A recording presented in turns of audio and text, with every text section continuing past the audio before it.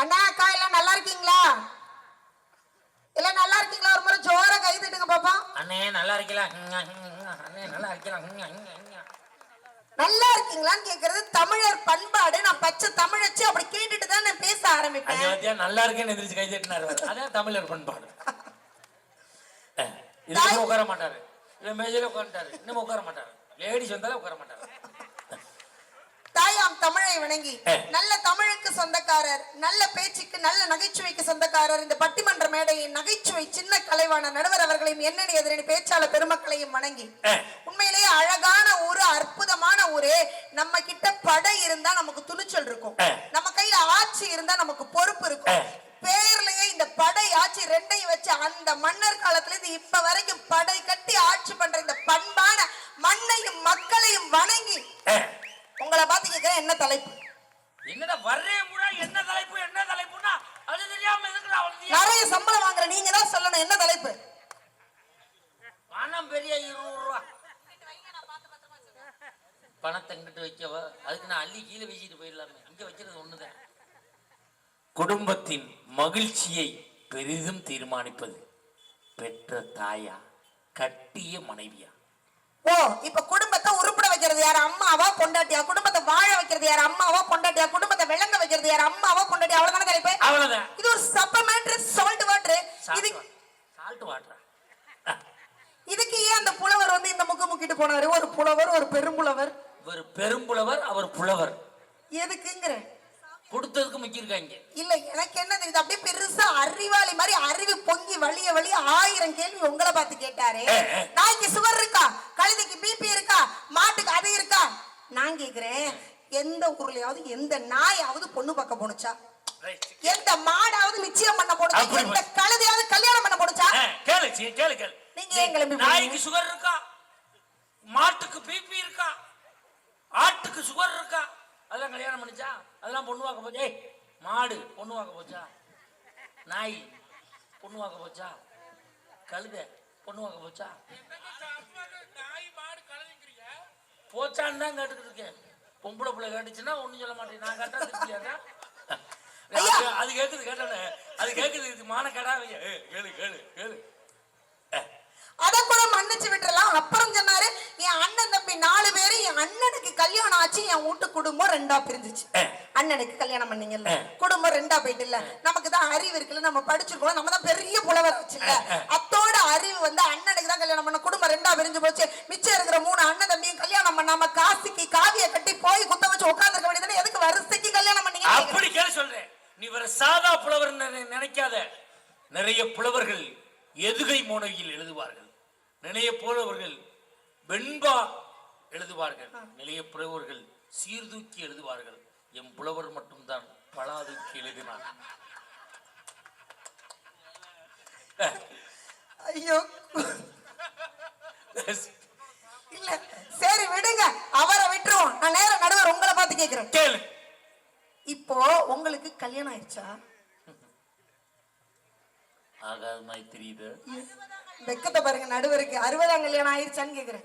இது சொல்லுதெல்லாம் கேட்கறேன். சும்மா கேளு. கல்யாணம் ஆயிடுச்சா? ஒரு தடவை ஆச்சு. லவ் மேரேஜா அரேஞ்ச்டு மேரேஜா? இது பிளாக் பைல் மேரேஜ். இல்ல, நான் புரியுற மாதிரி கேக்குறேன். பொண்ணு நீங்க பாத்தீங்களா இல்ல உங்க அப்பா அம்மா பார்த்தாங்களா? நானும் எங்க அப்பா அம்மாவும் சேர்ந்து பார்த்தோம். ஓ, அப்ப உங்க அம்மா தான் பொண்ணு பார்த்தாங்களா? ஓ, உங்க அம்மா தான் உங்க வீட்டுக்கு பொண்டாட்டிய உங்களுக்கு கொண்டு வந்து சேர்த்தாங்களா? உங்க குடும்பத்தை நட்டமா நிறுத்தி வைக்க உங்க அம்மா ஒருத்தர் போது நம்பி இருந்தா எதுக்கு ஒரு பொண்டாட்டிய உங்க வாழ்க்கையில கொண்டு வந்து சேர்த்தாங்க? நான்டா சேர்த்தாங்க.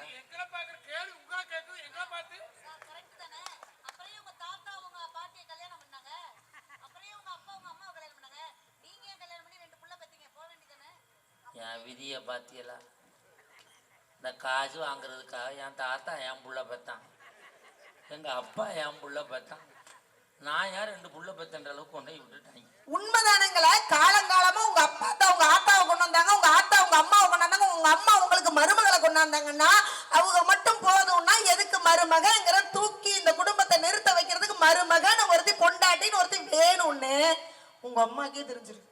உங்க அம்மாவுக்கு தெரிஞ்சதுனாலதான் இன்னைக்கு நான் உண்மையை சொல்றேன்.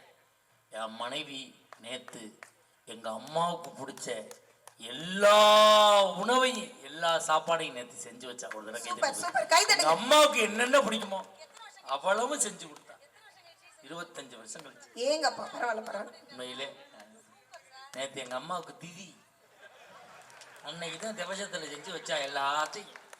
அது இருக்கும்போது ஒன்றும் உடுக்கல, உள்ள அமுக்கி அமுக்கி வச்சிருந்தா. திவசத்துக்கு செஞ்சு வைக்கிறாயா? என்னடா திவசம் கையில வாத்துக்கிட்டு வருது. ஐயா ஒரு குடும்பத்துல பொண்டாட்டின்னு ஒருத்தி அப்பாயின்மெண்ட் ஆர்டர் வாங்கி அடி எடுத்து வச்சாதான் அதுக்கப்புறம் அம்மாங்கிற ப்ரமோஷன் அவளுக்கு, அப்பாங்கிற ப்ரமோஷன் உங்களுக்கு. பொண்டாட்டின்னு ஒருத்தி வரலன்னா ஒண்ணு இல்லாம சும்மா கிடக்க வேண்டியதான். அவ என்னான்னு அம்மானு அப்பாயின்மெண்ட் வாங்கினாலும் டெட் எக்ஸாம் எழுதிட்டாங்கன்னு பாத்துக்க. நான்லாம் எழுதி பாஸ் பண்ணிட்டேங்க ஐயா. ஒரே ஒரு விஷயம், உங்க அம்மா உங்களை வீட்டுல பிறந்து பெத்து இத்தனோட பிள்ளையா போடுறப்ப உங்களுக்கு மரியாதை கிடைச்சிருதா? இல்ல. உங்களுக்கு ஆம்பளைங்களுக்கு மரியாதை எப்ப கிடைக்குது? ஒரு வீட்டுல ஒரு ஆம்பளை பிள்ளை பிறந்தா என்னென்ன சொல்லுவோம்? என் வீட்டுல சிங்க குட்டி பிறந்துருச்சு. அப்புறம் அது பள்ளிக்கூடத்துக்கு போயிட்டு வரும்போது என் வீட்டுல கண்ணுக்குட்டி மாதிரி என் புள்ள ஓடி விளையாடும். அப்புறம் அவன் படிச்சு முடிச்சு கொஞ்ச நாள் தெண்ட சோறு தின்னு வீட்டுல இருப்பானே, அப்ப எரும மாடு மாதிரி தெண்ட சோறு திங்கிறான் பாரு. அதுக்கப்புறம் அவன் சொரண வந்து வேலை தேடி அலைவான நாயா வேலை தேடி அலையிறான் பாரு. அதுக்கப்புறம் அவனுக்கு வேலை கிடைச்சிரும்ல, அப்பயாவது மரியாதை கிடைக்குமா? நெவர். மாடு மாதிரி உழைச்சிட்டு வந்து உட்கார்ந்துருக்கான் பாருன்னு மரியாதையே கொடுக்கப்படாம இருக்கிற ஆம்பளை ப்ராடக்ட் உங்களுக்கு மரியாதை எப்ப கிடைக்குது? பொண்டாட்டின்னு ஒருத்தி உங்க வாழ்க்கையில அடி எடுத்து வச்சு உங்களுக்கு வாழ்க்கை கொடுத்ததுக்கு அப்புறம் தான் கணவர், குடும்ப தலைவர், சகலர், மச்சிர சகல மரியாதை எங்களால கிடைக்குது. குடும்ப தலைவர், புருஷர், அவருக்கு இன்னொரு பேர் இருக்கு தெரியுமா? என்னது? பேமுலி மேன். அது ஃபேமிலி மேன். ஃபேமிலி மேன் இல்ல, பேமுலி மேன் தான். ஏன்? தீபாவளிக்கு ட்ரெஸ் எடுக்க சேலத்துக்கு போயிட்டு காசு பத்தாம கடத்தருவுல பேமுலி முடிச்சுக்கிட்டு தெரியுமா? அதனாலதான் உங்களுக்கு பேர் பேமுலி மேன் வச்சிருக்காங்க. இல்ல நான் கேக்குறேன், உங்க அம்மா வளர்த்த போது ஆம்பளை பிள்ளை எப்படி இருக்கீங்க? 25 வருஷமா உங்க அம்மா வளர்க்கறப்ப பர்ச அவன் மனுஷனா இருக்கானா? பல்லு விளக்க மாட்டான், ஒழுங்கா குளிக்க மாட்டான், ஒரு வருஷத்துக்கு ஜீன்ஸ் பேண்ட துவைக்க மாட்டான், ஒரு வாரத்துக்கு கட்டுற கைலிய துவைக்க மாட்டான். அப்படியே மெண்டல் மாதிரி 25 வருஷம் சுத்துறவனை எல்லாம் ஜென்டில் ஆக்குறது யாரு? அவன் வாழ்க்கையில ஒரு பொண்ணு வந்து ஒரு 2 வாரம் அவனை திரும்பி ஒரு லுக் விட்டானா, 4 வேளை பல்லு விளக்குவான், 3 வேளை குளிப்பான், பள்ளிச்சின்னு துவைச்சு போடுவான், படிய வச்சு வாருவான்னா, மென்டலா தெரியறவனால ஜென்டில் ஆக்குறதுக்கு ஒரு பொண்ணு அவன் வாழ்க்கையில பொண்டாட்டின்னு வரணும் சார். கண்டிப்பா. பாத்தீங்களா? யாரு மெண்டல்? அந்த பொண்ணு பார்க்க போவாங்கல்ல, அப்ப மாப்பிள்ளை எப்படின்னு நீங்க அவனுக்கு மிச்சர் கொடுப்பீங்கல்ல, அள்ளி சாப்பிட்டானா அவன் நல்லவன், பொண்ணு கொடுங்க. இந்த சாப்பிடவே தெரியாத மாதிரி ஒத்த மிச்சர் எடுத்து ஓரமா கடிப்பாங்க, இவன் தான் மோசமான ஆள். அது வந்து மிச்சர் வைக்கும்போது சிலர் கடலை பருப்பா பொறுக்கி சாப்பிடுவான், பார்த்துருக்கீங்களா? ஏன் கட்டிங் வெளியில வந்துடக்கூடாதுன்னு.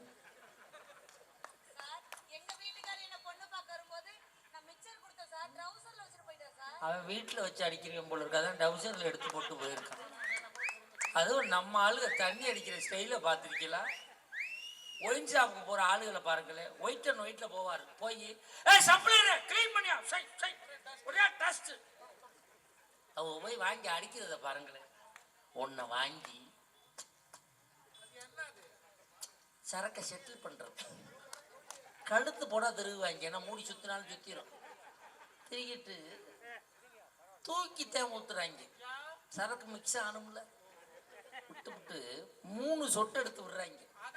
இவங்க விடுற சொட்டுல தாண்டா பூமி சுத்திக்கிட்டு, அதை கிட்ட கொண்டு போயில ஒரு சுண்டு சுண்டு வாங்காருங்க.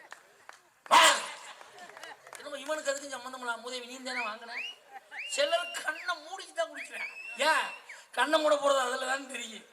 அண்ணன் டீசென்ட் 1 குவார்டர் வரைக்கும் கரெக்டாக குடிப்பா, 1.5 குவார்டர் ஆயிடுச்சு வச்சுக்கோங்க. அண்ணன் சுண்டல் இங்கே இருக்கு, இங்கே எடுத்து வாயா அங்கே ஓடுங்க. டேபிள்லே படுத்துருவாங்க. சிலர் தண்ணியை போட்டு தயாராக பண்ணுறாங்க, பார்த்துருக்கலாம். பஸ்ஸுக்கு முன்னாடி போயிட்டு டிரைவர் ஏத்து சரியான நேரத்துறான், போலீஸ்காரர் வந்து வணக்கம் சார்னு ஒதுங்கிறாங்க. எப்படித்தான் தெரியுதோ தெரியல. சிலர் தண்ணியை போட்டால் லட்சக்கணக்கில் பேசுவாங்க, பார்த்தீங்களா? லட்சம் செலவான பார்க்காம விடுறதுடா, லட்சம் செலவான உடனே பார்க்காம விடுறதுடா. முதல் கட்டிங் 7 ரூபா கடை வாங்கியிருக்கு, நீ என்ன லட்சம் செலவு பண்ற? சிலர் தண்ணியை போட்டால் ரகரகமா பேசுவாங்க. நான் இங்கிலீஷ்லாம் பேசுவாங்க, பார்த்தீங்களா? நெஞ்ச கறிக்குது, தேங்காய் சட்னி கறிக்கலையா? எனக்கு ஒரு சந்தேகம், பொண்டாட்டி வைக்கிற குழம்பு மட்டும் தீஞ்ச வாடை வருது, நல்லா இல்லைன்னு சொல்றீங்கல்ல, மணக்கலன்றீங்கல்ல, நீங்க குடிக்கிற சரக்கு மட்டும் மல்லிகைப்பூ மணக்குமோ? ஏன் சரக்கு மணக்காதுன்னு நினைக்கிறியா? பக்காடி லெமன் வாங்கு, எலுமிச்சம்பழ வாட வரும். பிங்க் ஓட்கா வாங்கு, கொய்யாப்பழ வாட வரும். பிங்க் ஆரஞ்சு வாங்கு, ஆரஞ்சு பழத்தை புளிஞ்சு விட்டது மாதிரியே இருக்கு. சளி பிடிச்சிச்சுன்னா 1848. மூட்டு வலிக்கு ஓல்டு மங்கு, வயிற்று போக்குக்கு ஜுனோ, புருஷனுக்கெல்லாம் அட்டாக் வரணும்னா கல்யாணம் பண்ணா போதும், ஆட்டோமேட்டிக்காக அட்டாக் வந்துடும். அவன் எந்த சரக்கும் சாப்பிட வேண்டியதில்லை. பார்த்தீங்களா எவ்வளோ பெரிய வரவேற்போ? ஐயா பார்த்து ஆஹா ஆபத்து வந்துருச்சடி வெள்ளையம்மா உங்க அறைக்கு. இவளை கரெக்டா இவளை உள்ளமே உனக்கு தாம், உள்ளமே உனக்கு தாம், உசுரே உனக்கு தாம், உள்ளமே உனக்கு தாம், உசுரே உனக்கு தாம். உன்னையும் என்னையும் பிரிக்கவில்லை, எனக்கும் எனக்கும் விலகமில்லை. வாழ்ந்தா உன்னோடு மட்டுமே வாழ்வே, இல்லை போய் நான் சேருவேன். கட்டிட்டு வந்ததும் பாடிருந்தீங்கன்னா ஆடி இருப்பாரு. இவ்வளவு அனுபவமா எங்க நடுவர் சொல்றாரு. அவரும் ஒயிட் அண்ட் ஒயிட் போட்டுருக்காருங்கிறதுக்காக தயவு செய்து எங்க நடுவர் தப்பா நினைச்சிடாதீங்க. அவர் பச்சை தண்ணி எதுவும் குடிக்க மாட்டார். உண்மையிலே எனக்கு உண்மையிலே நான் உண்மையை சொல்றேன் சார். எனக்கு 23 வயசுல ஒருத்தன் ரம் வாங்கி கொடுத்து அதுல செவனப்பை ஊத்தி கொடுத்தான். குடிச்சேன். ஒரு முடை கொண்டு போகலே வாந்தி வந்துருச்சு. அன்னையிலோட நான் நிப்பாட்டினேன் சார். கைதட்டு கொடுங்க சார். அன்னைக்கோட நான் நிப்பாட்டினேன். செவனப்பு கலக்கிறத நிப்பாட்டிருக்கேன் சார். இந்த மாதிரி ஒரு திருவிழா, ஒரு கல்யாணம் ஆகி பொண்டாட்டி பிள்ளையோட இருக்கிற மனுஷன் திருவிழாக்கு எப்படி வரும்? அப்படியே பதனமா பொண்டாட்டி அழைச்சிக்கிட்டு புள்ள குட்டி அழைச்சிக்கிட்டு அழகா பார்த்து நிம்மதியா வந்து சாமியை கும்பிட்டுட்டு சத்தம் இல்லாம போவான். ஆனா கல்யாணம் ஆகாம அம்மா வளர்க்குற வளப்புல இருக்கிற ஒரு புள்ள எப்படி தெரியுமா வருவான்? திருவிழாக்கு சாதாரணமா வருவானா? அப்படியே ஆடுங்கடா மச்சான் ஆடுங்கடா ஆடி அளந்துட்டு வருவான் சார்.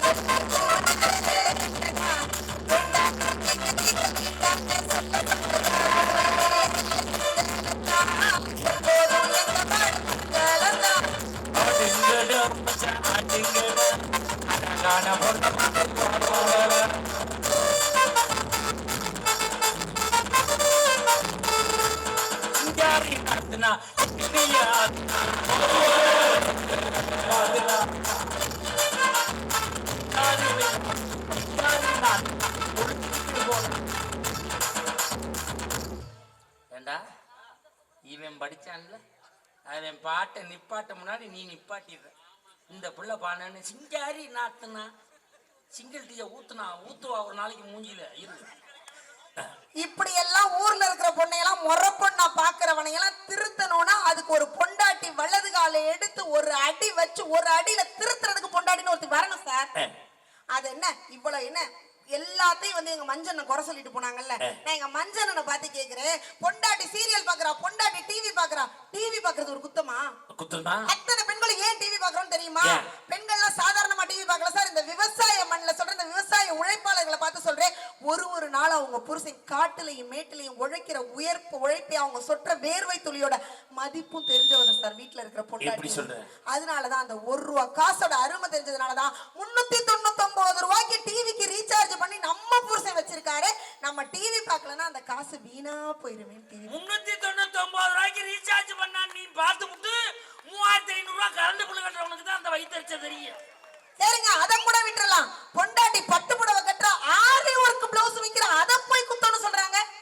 நான் என்ன கேக்குறேன், இந்த மாதிரி திருவிழான்னா பட்டு புடவை கட்டி ஒரு 10,000 ரூபாய்க்கு பட்டு புடவை கட்டி ஒரு 3000 ரூபாய்க்கு ஒரு ஆரி ஒர்க் பிளவுஸ் வச்சு அப்படி அழகா ஜிகு ஜிகுன்னு வந்து நிப்போம் சார். ஆனா அதே இடத்துல ஒரு வயசான அம்மாக்கு அருள் வந்து எங்களை பார்த்து, எம்மா உன் புருஷனுக்கு ஆயுசுல ஏதோ ஒரு கண்டம் இருக்குமா, இந்த இடத்துல நீ மடிப்பிச்சை எடுத்து இந்த அம்மனுக்கு காணிக்க செலுத்துமா, இந்த பச்சை அம்மனுக்குன்னு சொன்னா 10,000 ரூபாய் புடவைய பார்ப்போமா, 3000 ரூபாய் ஜாக்கெட்டை பார்ப்போமா, எங்க மேக்கப்பை பார்ப்போமா. அந்த இடத்துல முந்தானை எடுத்து மடிப்பிச்சை எடுத்து காணிக்க செலுத்துறவதான் சார் பொண்டாட்டி. உங்க வேண்டி அம்மன் ஜல்லிக்கு பிரயோஜனம் ஆகுமா? 10,000 ரூபாய் பட்டு சேலை 3000 ரூபாய் ஜாக்கெட்டை போட்டுக்கிட்டு நீ கோயில்ல மடிப்பிச்சே எடுப்ப. அந்த 10,000 ரூபாய்க்கு சேலை எடுத்து கொடுத்து அவன் எத்தனை ஊர்ல பிச்சை எடுத்தானோ. முதலாளி காசு கொடுங்க கேட்குறா, காசு கொடுங்க கேட்குறா, அண்ணன் காசு கொடு, அம்மா காசு கொடுங்க, எத்தனை வீட்டில் பிச்சை எடுத்தானோ. நீ சொல்ற எங்க வேட்டி என்ன அம்மாஞ்சரிக்கு அம்மாஞ்சல்லிக்கு பிரயோஜனம் ஆகுமா? 3 பேர் வேட்டியும் டேய், நம்ம வேட்டிக்கு பிரச்சனை வந்துருச்சுடா மஞ்சுநாதா. கவலைப்படாது, உன் வேட்டியை காப்பாற்ற வேண்டிய பொறுப்பு என் கையில் இருக்கு. வேட்டி ஒன்றும் நான் விட்டுற மாட்டேன். உங்க சேலையால என்ன பிரயோஜனம்? மடிப்பிச்சை எடுப்போம் சார். அது போக பழசாயிருச்சுன்னா கிழிச்சு எங்க பிள்ளைகளுக்கு தாவணி கட்டுவோம், பாவாடை சட்டை தைப்போம். அதுக்கு மேல கிழிச்சா ஜாக்கெட்டு தைச்சுப்போம். அதுக்கு மேல கிழிச்சா பிள்ளைகளுக்கு தலையில ரிப்பனுக்கு பூ வச்சு விடுவோம். நூலை வச்சு விளக்கு கொளுத்துவோம். பேசாம எங்க வேட்டியால என்ன பிரயோஜனம் கேட்டேன். ஆமா, எங்க வேட்டி பழசா போச்சுன்னு வச்சுக்க, 2ஆ கிழிச்சு துண்டா கட்டிக்கும். அதுவும் கிழிஞ்சு போச்சுன்னு வச்சுக்க, நாங்க ஒண்ணு கிறங்கி போயிட மாட்டோம். 4ஆ கிழிச்சு வேட்டிக்கு உள்ள கோமணமா கட்டும். அதுவும் கிழிஞ்சா வீட்டுல இட்லிய விக்க துணி ஏது?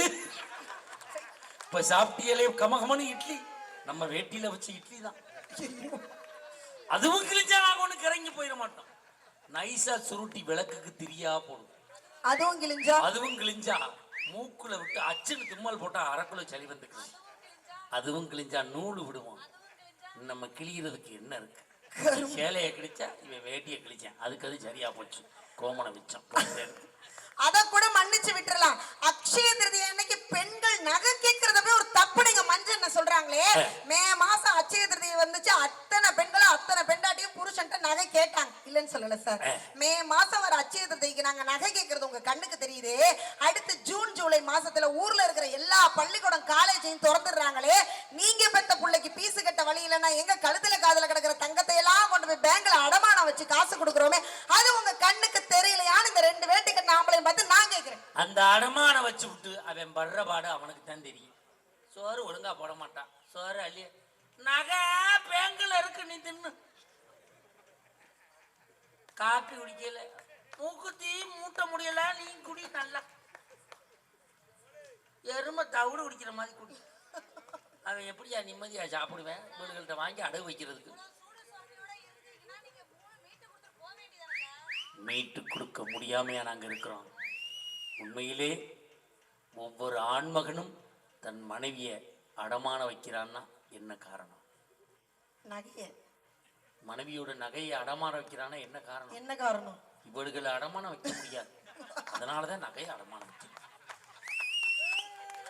இவர்களெல்லாம் அடமானம் வச்சோம்னா கடைக்காரன் பூட்டிட்டு போயிடும். ஏன்னா இவளுக்கு தீனி வாங்கி போட்டு மாளாது. என் பொண்டாட்டிலாம் ஒரு நாளைக்கு எத்தனை வேலை சாப்பிடுவான்? அவன் பொண்டாட்டி 3 வேலை, நம்மகிட்ட 9 வேலை. சாப்பிட போக சாப்பிட போக சாப்பிட போக சாப்பிட போக சாப்பிட போறதே வேலையாத்தான் இருப்பான். வாங்கி கொடுத்துக்கிட்டுல இம்மிச்ச தாங்காது. என் பொண்டாட்டிலாம் இந்த சைஸ் இருப்பான். நேற்று பைக்கில் ஏற்றிக்கிட்டு போறேன், மேம்பாலத்துல பைக்கு எடுத்து உருன்னு ஏற மாட்டேங்குது. எதுக்கால வர்றவன் நிப்பாட்டிட்டு கேட்கறான், வாத்தியார் அவ்வளோட ஏற்றிக்கிட்டு எங்கே கிளம்பிட்டு அப்படின்னு கேட்கறான். வண்டியை மாத்தல, பின்னாடி உட்காந்து ஆளை மாத்தலான்னு போலான்னு பண்ணிக்கிட்டு இருக்கேன். சும்மா கட்டின பொண்டாட்டி நகை கேட்கிற புடவை கேட்கிற நகை கேட்கிற புடவை கேட்கிறனா, நீங்க கட்டின பொண்டாட்டி 4 வியாபாரம் பண்ற நீங்க, நாடறிய பட்டிமன்றம் பேசுற நீங்க, உங்கள்ட்ட கேட்காம ஊர்ல யாருக்கிட்ட போய் சார் கேட்பா? இத்தனை ஆண்களுக்கும் சொல்றேன், இந்த ஊர்ல இருக்கிற ஆண்களுக்கு ஒரு நல்ல டிப்ஸ் சொல்லி கொடுத்துட்டு போறேன் சார். தயவு செய்து இனிமேல் பொண்டாட்டி நகை கேட்டா புடவை கேட்டா நீங்க நான் சொல்ற டிப்ஸை ஃபாலோ பண்ணுங்க. என்னம்மா? பொண்டாட்டி அம்மா ஜிக்கு ஜிக்குன்னு கிளம்பி வாமான்னு சொல்லுங்க. அழகா புடவை கட்டி ஜங்குன்னு கிளம்பி ஜிங்குன்னு வந்து நிக்கும். பைக்ல ஏத்தி உட்கார வைங்க. உங்க ஊருக்கு பக்கத்துல இருக்கிற பெரிய கடை வீதிக்கு அழைச்சிட்டு போங்க. அந்த கடை வீதியில எது நல்ல நகை கடையோ அந்த வாசல்ல நிறுத்துங்க. அங்க பொம்மை கழுத்துல ஒரு பெரிய ஆரம் இருக்கும், அதை காமிங்க. இந்த ஆரம் அந்த கழுத்துலயா இருக்கணும், இந்த சங்கு கழுத்துல இருக்கணுமா? அடுத்த பிறந்த நாளைக்கு உனக்கு இதை வாங்கி தரேன்னு சொல்லுங்க. வாங்கி தர வேணும். அப்படியே யூட்டன் எடுத்து போய் பெரிய ஜவுளி கடை வாசல்ல நிறுத்துங்க. அங்க ஒரு பொம்மை ஒரு புடவை கட்டி இருக்கும், அதை காமிச்சு அந்த புடவைய அந்த பொம்மையா கட்டணும், இந்த பொம்மை எல்லாம் கட்டணும். எப்படியாவது மாமா அடுத்த கல்யாண நாளைக்கு இதை உனக்கு வாங்கி தரேமான்னு சொல்லுங்க. வாங்கி தர வேணும். அப்படி சொல்லி மட்டும் பாருங்க சார், உங்க பொண்டாட்டி தங்கத்தை விட தகுன்னு அப்படி தங்கமா ஜொலிப்பா. ஜொலிப்பா சங்கு கருத்துலயே வச்சு நறுக்குவா. சங்குல மிதிப்பா. சொன்னா எடுத்து தள்ள சொன்னா செஞ்சிடணும், இல்லாட்டா அவன் உயிரோட வாழவே முடியாது. இவ்வளவு அதை வேணாம், பத்தி எனக்கு தான் தெரியும். இவ்வளவுலாம் வேணாம். ஓகே, வெள்ள தெருவு கிளம்பணும், உங்க பொண்டாட்டி கிளம்பாம வீட்டுல மச மசம் நின்னுட்டு இருக்கா, என்ன சொல்லி திட்டுவீங்க? நாடி அப்படியே திருவாரூர் தேர் மாதிரி நின்னுட்டு இருக்க, கிளம்பி கடக்கடன்னு வாடின்னு சொல்வீங்கல்ல, அப்படி சொல்லாதீங்க. ஆண்களுக்கு மேல அப்படி சொல்லாதீங்க. அப்படி உங்க பொண்டாட்டி கிளம்பாம உள்ள நிக்கிறாள்னா அவளை பார்த்து இப்படி பாட்டு பாடுங்க சார். திருவாரூர் தேரி பக்கம் வாடி, அப்படி சார். அடி திருவாரூர் தேரே பக்கவாடி, உனக்கு பக்கவாடி, அமல்ல ஊருக்கு பக்கவாடி.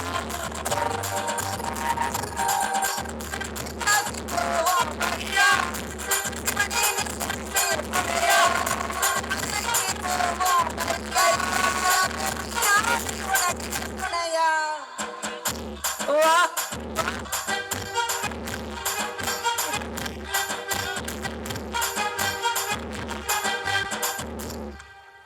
மீண்டும் ஆபத்தை உணர நாங்கள் தயாராக இல்லை. இருக்க கட்டிட்டு வந்துட்டாரு சார். சும்மா எல்லாத்தையும் குறை சொல்றீங்க, அவர் வந்து குறை சொல்லிட்டு போறாரு. எங்க குடும்பத்தை எங்க பொண்டாட்டி கூறு போட்டு பிரிச்சுட்டானே. நான் இந்த ஊர்ல பாத்து கேக்குறேன், குடும்பத்தை பிரிக்கிறது தப்பா சார்? குடும்பத்தை பிரிக்கிறது தப்புதாம்மா சார். தப்பு இல்ல சார், குடும்பத்தை பிரிக்கிறது தப்பே இல்ல சார். எப்படி சொல்ற? நான் இந்த மண்ணில் வச்சு நிரூபிக்கிறேன் சார். இப்போ ஒரு குடும்பம் இருக்கு, அதுல 15 உருப்படி இருக்கீங்க. எல்லா உருப்படிக்கும் சேர்த்து ஒரே ரேஷன் கார்டு, ஒரே குடும்ப தலைவர்னா ஒரே 20 கிலோ அரிசி, ஒரே 1.5 கிலோ ஜீனி, ஒரே 2 கிலோ பருப்பு, ஒரே பாமாயில் பாக்கெட் சார். இப்ப நாங்க 2ஆ பிரிச்சோம்னா 40 கிலோ அரிசி, 3ஆ பிரிச்சோம்னா 60, 4ஆ பிரிச்சோம்னா 80 சார். 4 palm oil packet sir. வடை சுடலாம், குடும்பத்துக்கு நல்லது. குடும்பத்துக்கு மட்டுமா சார் நல்லது? இந்த மாதிரி திருவிழானா வீட்டுக்கு வீடு வரி வாங்குறீங்கல்ல சார், ஒரு குடும்பம்னா 2000 ரூபாய் வரி சார். 4 குடும்பம் பிரிச்சு வச்சா 8000 ரூபாய் வரி சார். இன்னும் ஜக ஜக ஜக ஜகன்னு பட்டிமன்றம் நடத்தலாம் சார், ஊருக்கு நல்லது. ஆனா குடும்பத்தை பிரிக்கிறதுக்கு இவ்வளவு சப்போர்ட் பண்றவர் நீ எப்படியும் பொண்டாட்டியா தான் இருப்ப சார். அவளை ஏன் சார், ஏன் மாமியார் எல்லாத்துக்கும் குறை பேசுது சார். 10 நாள் முன்னாடி என் மாமியார் பேர்ல இடம் வாங்கி ரெஜிஸ்டர் பண்ணேன் சார். இது ஒரு குத்தமா? உன் மாமியார் பேர்ல நீ இடம் வாங்கி ரெஜிஸ்டர் பண்ணக்கு திட்டுதா? ஆமா சார். என்னமா சொல்ற நீ? சார் எல்லாரும் இருக்காங்க, எத்தனையோ மருமக இருக்காங்க. எந்த மருமகளா செஞ்சிருப்பாங்களா சார்? நான் செஞ்சேன் சார். ஏன்னா ஒரு நாள் ஏக்கர் விலை ஏறிக்கிட்டே போகுது. விலைவாசி ஏறுற ஏத்தத்துல இப்பயே அட்வான்ஸா ஆத்தோரமா 6க்கு 3 அடக்கம் பண்ண ஒரு இடம் வாங்கி போடுவோம் நினைச்சது ஒரு குத்தமா சார்? தெரியும், உன்னைய பத்தி தெரியும். ஆனா என் மாமனாரும் உன் மாமியா மதியதே அம்மா. அப்படி என்ன சார்? வண்டி வாங்கி கொடுத்ததுக்கு சண்டைக்கு வர்றாம்மா என் பொண்டாட்டி. என் மாமனாருக்கு வண்டி வாங்கி கொடுத்ததுக்கு நான் வாங்கி கொடுத்தேன், என் மாமனார் வச்சு பொழைச்சுக்கட்டும்னு. அதுக்கு போய் என் பொண்டாட்டி சத்தியமா சண்டைக்கு வர்றாம்மா. நடமாடும் சுடுகாட்டு வண்டி வாங்கி கொடுத்தேன், அதுக்கு சண்டைக்கு வர்றேன் சார். அப்பெல்லாம் இல்ல சார். ஆம்பளைங்க உங்களுக்கு அம்மாவையும் பொண்டாட்டியும் வித்தியாசமா வச்சு வரவு செலவு பண்ண தெரிய மாட்டேங்குது, டீல் பண்ண தெரிய மாட்டேங்குது. என் புருஷனா நான் லவ் பண்ணி கல்யாணம் பண்ண புருஷன் சார். அவ்வளவு பாசம் வச்ச புருஷன் சார். என்ன சத்தியமா சார்? ஆமா சார். ஆமா சார். அவர் என்ன லவ் பண்ணாரு, பண்ணிட்டு போறாரு. ஆனா அவ்வளவு பாசமான ஏன் புருஷன் இருக்காருல்ல சார், அந்த ஏன் புருஷன் இன்னைக்கு காலையில பட்டிமன்றம் கிளம்ப சேலத்துக்கு கிளம்புறப்ப பைய தூக்கிட்டு என்ன வழி அனுப்ப வாசல் வரைக்கும் வந்தாரு சார். வேகமா எனக்கு பாய் சொல்ல ஓடி வந்த மனுஷன் நிலவாசல தடிக்கு கீழே குப்புற விழுந்துட்டாரு சார். சில்லி மூக்கு உடைஞ்சிட்டு சார். கொட கொட கொட கொடன்னு ரத்தம் ஊத்துனுச்சு சார். ஓடி போய் தூக்குனியா? தூக்கலையே.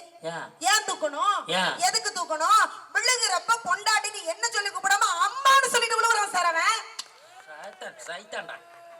இந்த சைத்தான் அனுப்ப போய் அவன் விழுந்தது அம்மான்னு விழுந்திருக்கான், அதுக்கு எடுக்க சொல்றானா? எப்படி எல்லாம் உங்க என்ன? இனிமே அப்படி எல்லாம் விழுக கூடாது சார். ஒரே ஒரு விஷயம் தான் சார். ஒரு நாள் பட்டிமன்றத்துக்கு கிளம்பி வர ஆண்கள் நீங்க இத்தனை பேர் இருக்கீங்க. உங்களுடைய பொண்டாட்டியாக இருக்கட்டும், இங்க விவசாயம் பண்ண நல்ல பொருளை கொண்டு போய் விக்கிறதுக்காக 1 வாரம் 4 நாள் வெளியில போற ஆண்கள் எத்தனையோ பேரா இருக்கட்டும், அவங்களுடைய பொண்டாட்டியா இருக்கட்டும், வெளிநாட்டுல வேலைக்கு பார்த்துட்டு வருஷத்துக்கு ஒரு முறை வீட்டுக்கு வர்ற புருஷன் இருக்காரு, அவருடைய பொண்டாட்டியா இருக்கட்டும், இல்ல ராணுவத்துல வேலைக்கு போயிட்டு லீவு கிடைக்கிறப்போ வீட்டுக்கு வராரு, அவருடைய பொண்டாட்டியா கூட இருக்கட்டும், இல்ல யாரையோ பார்த்துட்டு போய் வீட்டுக்கே வராம இருக்காரு, அவருடைய பொண்டாட்டியா இருக்கட்டும், இல்ல அல்பாயுசுல போய் சேர்ந்த மனுஷனோட பொண்டாட்டியா கூட இருக்கட்டும் சார். உலகத்துல எந்த பொண்டாட்டியா இருந்தாலும் அவ தான் பெத்த பிள்ளைய தான் குடும்பத்தை மாவு வித்து கூட மரியாதையா காப்பாத்துவாளே ஒழிய ஒருபோதும் மானத்தை வித்து காப்பாத்த மாட்டானா. அதுக்குதான் சார் வீட்டுல வேணும் ஒரு பொண்டாட்டி சார். எழுதவே படிக்கவே தெரியாத பொம்பளையா இருந்தா கூட அவன் ஒரு வீட்டுக்கு வாழ போனா அந்த வீட்டோட தலையெழுத்து சரியா எழுதுவா சார். அதுக்குதான் சார் வேணும் பொண்டாட்டி. அந்த அருமை யாருக்கு தெரிஞ்சது தெரியுமா சார்? கண்ணதாசனுக்கு தெரிஞ்சது சார். அதனாலதான் எழுதி வச்சாரு, ஆழம் விழுதுகள் போல் உறவு 1000 இருந்தும் என்ன, வேறென நீ இருந்தாய் அதில் நான் வீழ்ந்து விடாதிருந்தேன். பேருக்கு சொந்தம் உண்டு, பேசும் பேச்சுக்கு பிள்ளை உண்டு, என் தேவையை யார் அறிவார்னு கேட்டார்ல. கேட்ட மனுஷன் அடுத்த வரி, தெய்வம் மாதிரி நீ அறிவாயின்னு எழுதியிருந்தா அவர் கண்ணதாசன் இல்ல சார். அவர் என்ன சொன்னார் தெரியுமா? என் தேவையை யார் அறிவார், உன்னை போல் தெய்வம் ஒன்றே தெரியும்னா அந்த கடவுளுக்கும் முன்னாடி கட்டுன பொண்டாட்டிய வச்சதுனாலதான் அவர் கண்ணதாசன். அந்த கண்ணதாசனுக்கு தெரிஞ்சது இந்த 2 கன்றாவிதாசனுக்கும் தெரியல. அடிச்சுக்காதியா.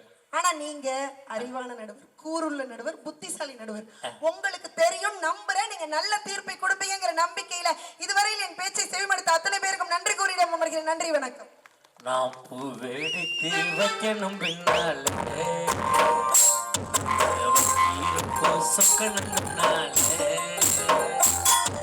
மச்சான் மச்சான் மல்லிய வச்சான் மச்சான் மச்சான் மல்லிய வச்சான் வச்சதில்லை என்னமோ உண்டாச்சு. எடுத்து வைக்கணும் பின்னாலே. பட்டிமன்றம் நல்லா இருந்துச்சுன்னா ஒரு தடவை கைதட்டல் கொடுங்க பாப்போம். இதுதான் பேச வந்த எங்களுக்கும் ஏற்பாடு செய்த உங்களுக்கும் கிடைக்கக்கூடிய வெற்றி. கேட்ட கேள்வி என்ன? குடும்பத்தின் மகிழ்ச்சியை தீர்மானிப்பது பெற்ற தாயா கட்டிய மனைவியா? உங்க என்ன சொல்றாங்க 2 பேரும்? பொண்டாட்டியால என்ன சந்தோஷம்? இவன் கேட்கிற உரம் சரி சார், உண்மைதான், ஒண்ணு இல்லை.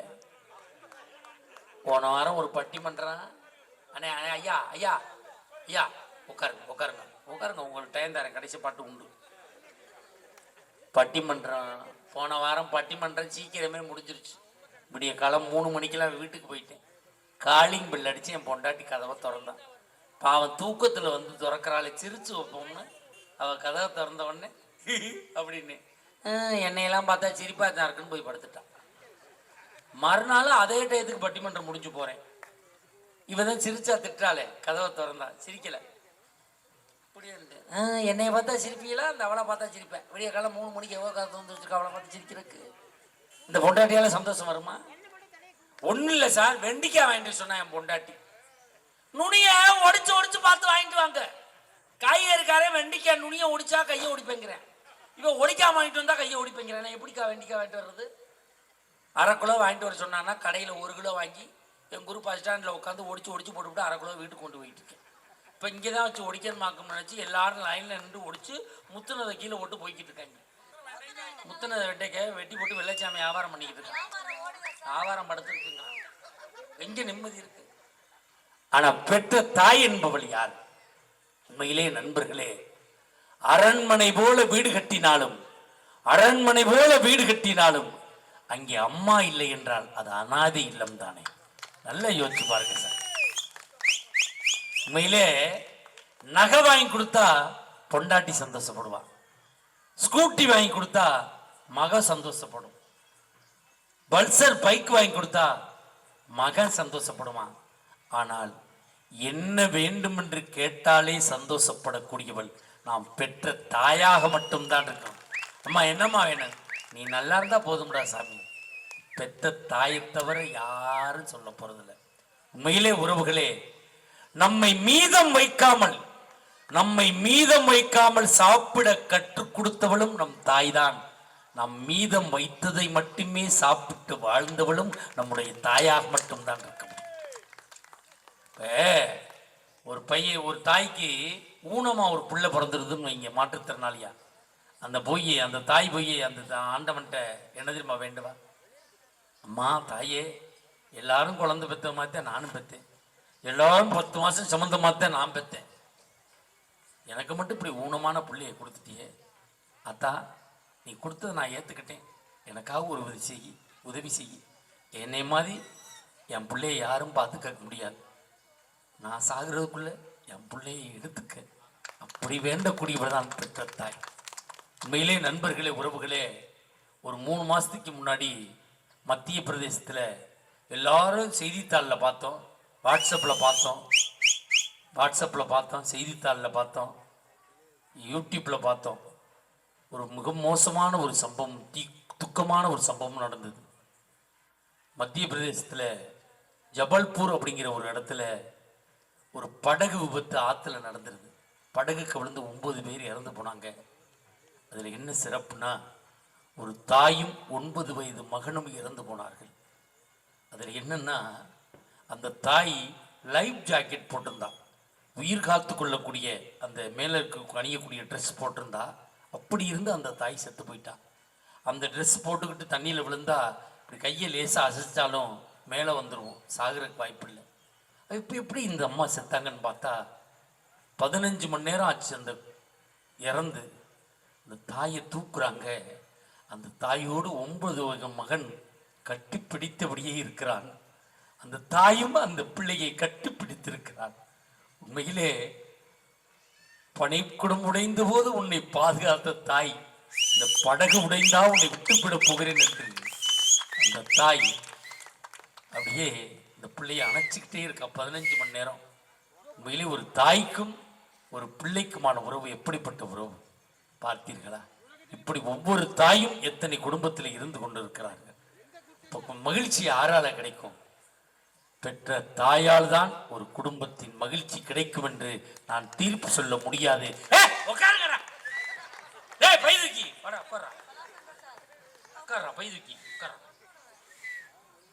ரெண்டு பேரும் அப்ப மனைவினா யாருன்னு பார்க்கணும். இப்ப பட்டிமன்றம் முடியும், நான் ஒரு 3 மணிக்கு வீட்டுக்கு போறேன்னு வைங்க. காலையில காலிங் பெல் அடிப்பேன், என் மனைவி கதவை திறப்பா. வாங்க மகாராஜா, இடையங்காடு ஊர் பொதுமக்கள் நடத்திய பட்டிமன்றம் போனீங்களே, பட்டிமன்றம் எப்படி இருந்துச்சு? அப்படியாகப்பா, போய் படுத்தனாம் போய் தூக்கிட்டு ஊர் சுத்திடா, ஊர் சுத்தி பண்ண போய் படுறாம்பா. இதே முகம் கொஞ்சம் கவலையா இருந்துச்சுன்னு வச்சுங்களேன், ஏன் ஒரு மாதிரியா இருக்கேன்னு கேட்பா. என்னன்னு தெரியலம்மா, என்னால் சரியா பேச முடியலம்மா அப்படின்னா, சூடா பாலை ஆற்றி கொடுத்து போய் படியா, நாளைக்கே பட்டுக்கோட்டையில் பட்டிமன்றம் இருக்கும்பா. வாழ்க்கையில் நான் தோற்று போகின்ற பொழுது என்னை தேற்றுவது மனைவி என்கிற ஒரு சொந்தம் இல்லைன்னு சொல்ல முடியுமா? தொழில் பண்ணுறோம், வியாபாரம் பண்ணுறோம், நஷ்டம் ஆயிடுது, எல்லாத்தையும் இழந்துடுறோம், வீட்டில் போய் தனிமரமாக நிற்கிறோம். நம்மளோட சேர்ந்து ஊர் சுற்றினவன் நம்ம வீட்டுக்கு வருவானா? நம்மளோட சேர்ந்து தண்ணி அடிச்சவன் நம்ம வீட்டுக்கு வருவானா? நம்மகிட்ட வாங்கி சாப்பிட்டவன் நம்ம வீட்டுக்கு வருவானா? கண் கலங்கி நிற்கும் போது கட்டின பொண்டாட்டி ஒடியாந்து கேட்பா, ஏயா ஒரு மாதிரியா இருக்க, ஏன் கண் கலங்குற? நான் எல்லாத்தையும் நஷ்டமாக்கிட்டேனம்மா, எப்படி நம்ம பிள்ளைகளை படிக்க வச்சு நம்ம சாதிசனத்துக்கு முன்னாடி நான் கல்யாணம் பண்ணி கொடுக்க போகிறேன் அப்படின்னு கண் கலங்கும் போது அந்த கட்டின பொண்டாட்டி கையில் கழுத்தில் கிடக்கிறது எல்லாத்தையும் கழட்டி கொடுத்து, ஏன் தான் சிறுபாடு சேர்த்து வச்ச பணத்தை கொடுத்து இதை வச்சு ஏதாவது பொழிச்ச கையா தொழில் செஞ்சு அப்படின்னு சொல்லக்கூடிய நம் கட்டிய மனைவியை தவிர வேறு யாரும் வர முடியாது. சார், நாங்கள் மனைவியை கேலி பண்ணோம், கிண்டல் பண்ணோம், அதெல்லாம் நகைச்சுவைக்காக. விசில் மட்டும் அடிக்காதீங்க, முடிச்சுக்க. நம்ம மனைவியை நாங்கள் நிறைய கேலி பண்ணோம், கிண்டல் பண்ணோம், அதெல்லாம் நகைச்சுவைக்காக. ஒன்று தெரிஞ்சுக்குங்க சார், மனைவி என்ற ஒரு பெண் வீட்டில் இருக்க வரைக்கும் தான் என்ன சாப்பிடலான்னு யோசிக்க தோணும். அவள் போய் சேர்ந்துட்டான்னு வச்சுக்கோங்க, எங்கே சாப்பிடலான்னு தான் சார் யோசிக்க தோணும். இந்த மனைவி இருக்க வரைக்கும் தான் வீட்டில் பாய், இந்த மனைவி போய் சேர்ந்துட்டான்னு வச்சுக்கோங்க, திண்ணையில் தான் சார் பாய். மனைவியினுடைய அருமை யார்கிட்ட கேட்கணும் தெரியுமா? வயதான காலத்திலே தன் மனைவியை இழந்து விட்டு ஒருவேளை சோற்றுக்காக ஒவ்வொரு மகன் வீடாக அலைகிறானே, அந்த தகப்பனை கேட்டு பாருங்கள், மனைவியினுடைய அருமை என்னன்னு தெரியும். உண்மையிலே என் தந்தை 87 வயதில் இறந்து போனார். உறவுகளே, என் தந்தை 87 வயதில் இறந்து போனார். எங்கள் அப்பா இறக்குறதுக்கு 13 வருஷத்துக்கு முன்னாடி எங்கள் அம்மா இறந்துட்டாங்க. எனக்காக எல்லாம் சம்பாதித்தவர் என் அப்பா. எனக்கு எல்லா வசதிகளையும் செஞ்சு கொடுத்துட்டு தான் அவர் இருந்தார்.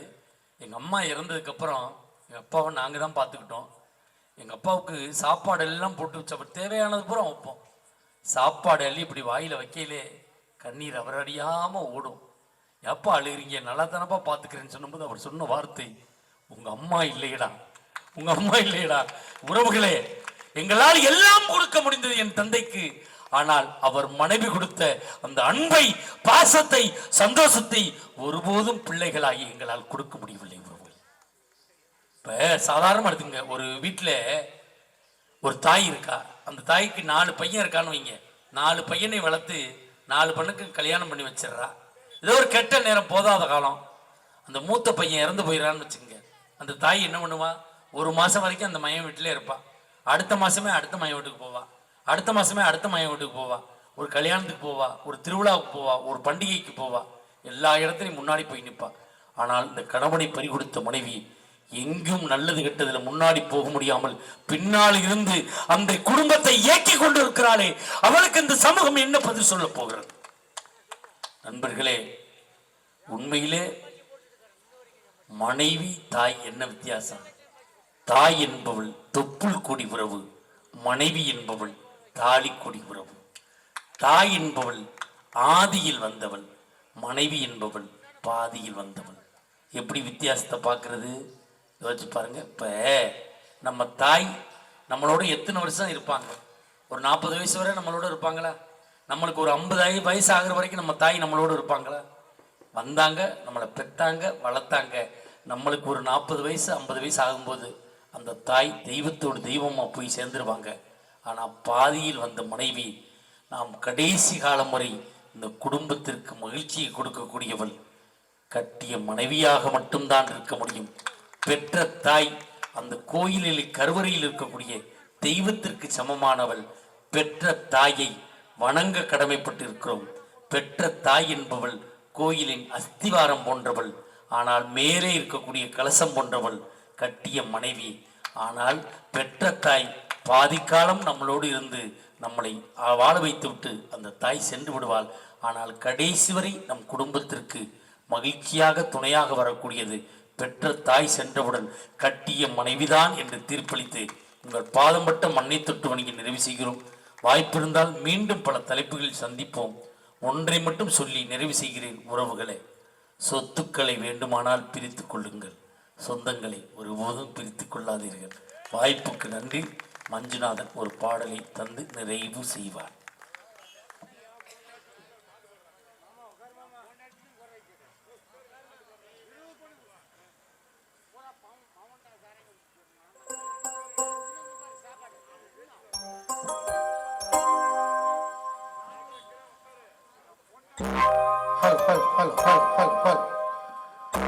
உத்தமாபத்தினியா ஒரு சொல்லு வாசகியா சத்தியந்த வராத தெய்வ வண்டியர் குளங்காத்ததாயே பச்சையம்மா முத்துச்சாமி ஐயா குளமாங்குளந்தளை குலசாமி கையெடுக்க இன்னைக்கு 1000 குழந்தையோ சத்திரிய வம்சனாங்கோ இன்னைக்கு சமுத்திரத்து பேர் வாங்கி போட்டா போட்ட பக்கம் போட்டடந்தளஞ்சு வரதாயே பச்சையம்மா. நான் எங்க போய் கையெடுக்க அங்க வந்து தொடனிப்பா. நான் நினைச்சபடி நெல்லோ விளையோட நான் போட்டபடி பாக்கோ விளையோட. தாயே வச்சியம்மா நான் சேர் வளர்ப்பி அதிக மரம் உண்டு பண்ணி நான் பால் ஊத்தி சேர் வளர்ப்பி பாக்கு மரம் ஆடி வாரா ஆடி வாரா ஆடி வாரா அங்காளம்மா அங்காளம்மா தேடி வாரா மாரியம்மா ஓசைக்கு நேரம்மா ஓசைக்கு நேரம்மா.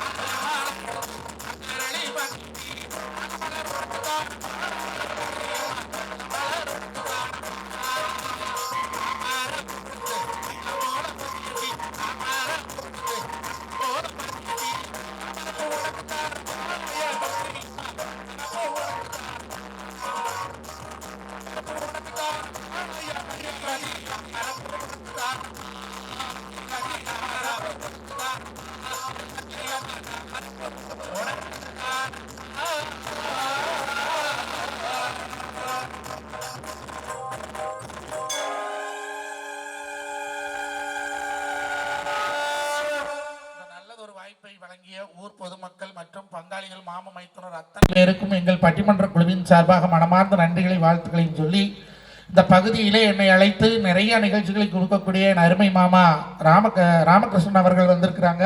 பார்த்து அவருக்கும் நன்றியை சொல்லி, எங்கள் மகடஞ்சாவடி டோல்கேட் தாண்டிட்டாவே யுவராஜ் தான். சேலத்து வரைக்கும் இந்த பக்கம் பாட்டில் எங்கள் நிகழ்ச்சியினாலே எந்த ஒரு பிரதிபலும் இல்லாமல் எங்கூடையே வந்து இருந்து என் பங்காளி எனக்காக எல்லா வசதியும் செய்து கொடுக்குறார். அவருக்கும் இந்த நேரத்தில் மனமார்ந்த நன்றியை சொல்லி, எந்த சாமி துணை இல்லைனாலும் குலசாமி உங்களுக்கு துணையாக இருப்பாங்க. அடுத்த தலைமுறை பிள்ளைகளை மாதத்துக்கு ஒருக்கானாலும் அந்த குலசாமிகளை கூட்டிகிட்டு வாங்க. இதுதான் நம்ம குலசாமி, இதுதான் நம்ம அப்பச்சி ஆம்தா, இதுதான் நம்ம அப்பாராயன்னு சொல்லி கொடுங்க. மாதம் ஒருக்கா யாரோ ஒருத்தர் குலசாமி கோயிலுக்கு வர்றாங்களோ அவங்க குலம் மேலோங்கி தலைச்சு நிற்கி. எந்த சாமிகிட்ட போய் நீங்கள் வரன்னு கேட்டாலும் அந்த சாமி பச்சையாக தான் கேட்குமா. ஏன் இங்கேருந்து வந்துக்கிறானே, திருப்பதி ஏழுமலையாக போனாலும் திருச்செந்தூர் போனாலும் எங்கே போனாலும் கேட்குமா. இங்கேருந்து வந்துக்கிறானே நான் வரம் கொடுக்குவான்னா பச்சையாக தான் சொல்லுவாள். அவன் என்னையவே பார்க்க மாட்டேன், உனையவே பார்க்க போகிறான் அப்படி. அதனால அடுத்தடுத்த தலைமுறைகள் வழி வழியாக வம்சம் அப்படி குளங்குளமாக கோத்திரம் அப்படிம்பாங்க. நம்ம வம்சத்தினுடைய பெருமைகளை நம்ம பிள்ளைகளுக்கு கற்றுக் கொடுக்கும்படி அன்போடு கேட்டு நன்றி பாராட்டி விடைபெறுவது உங்கள் விவசாயி மஞ்சுநாதன். நன்றிங்க, வணக்கம்.